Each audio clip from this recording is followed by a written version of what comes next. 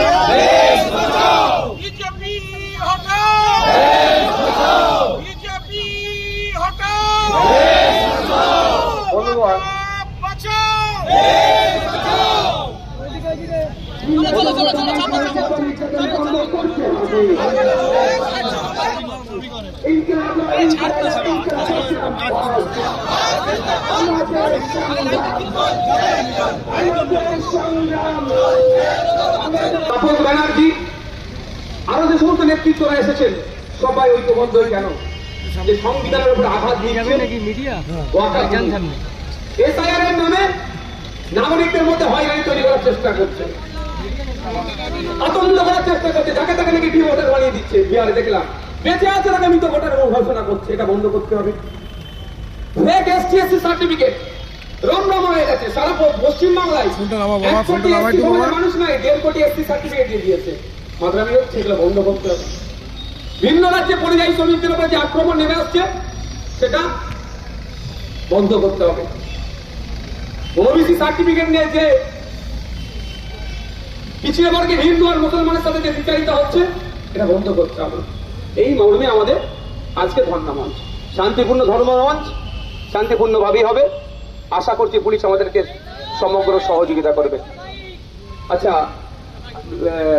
ইমতিয়াজ ভাই, ইমতিয়াজ ভাই, ইমতিয়াজ ভাই এখানে আসবেন, আপনি কিছু বলবেন? দেখুন, একটা কথা বলি, এখানে আইএসএফ বা সংখ্যালঘু যুব ফেডারেশন, আজাদ সমাজ পার্টি, তৌহিদি জনতা, এসডিপিআই, ডাব্লিউপিআই, পিস, বিভিন্ন ধরনের সংগঠনের মিশ্রণে কনস্টিটিউশন প্রোটেকশন ফর্ম আমরা তৈরি করেছি।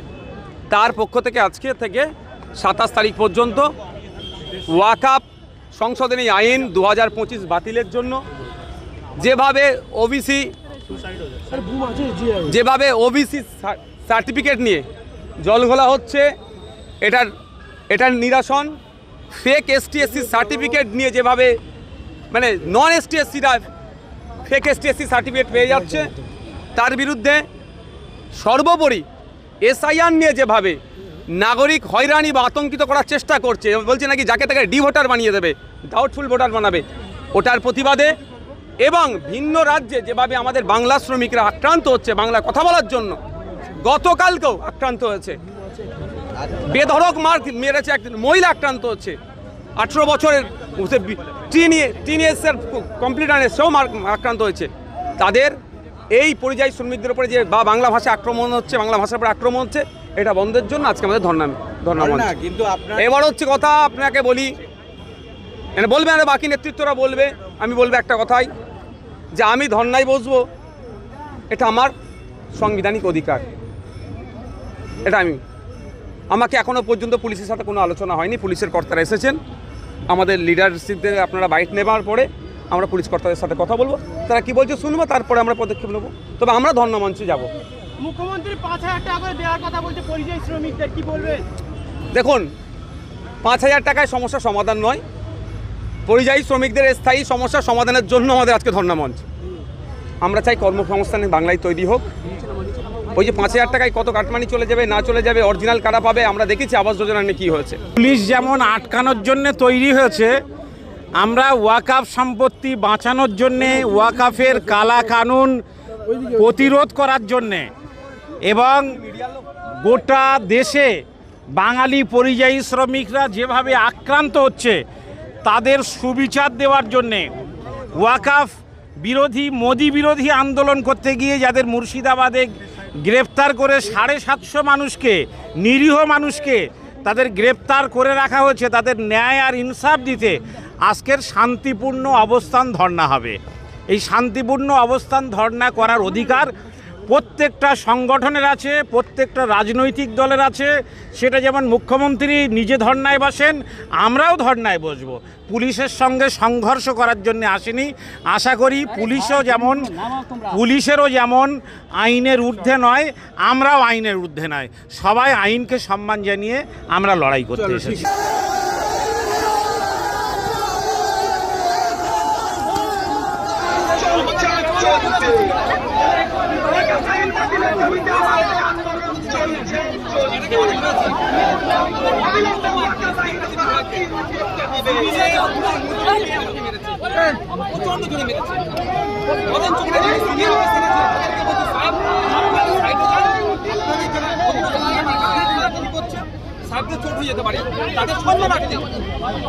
তার পরিবর্তে কি আমি পেলাম পুলিশি বাধা কেন? নশা কথা বলছিলাম।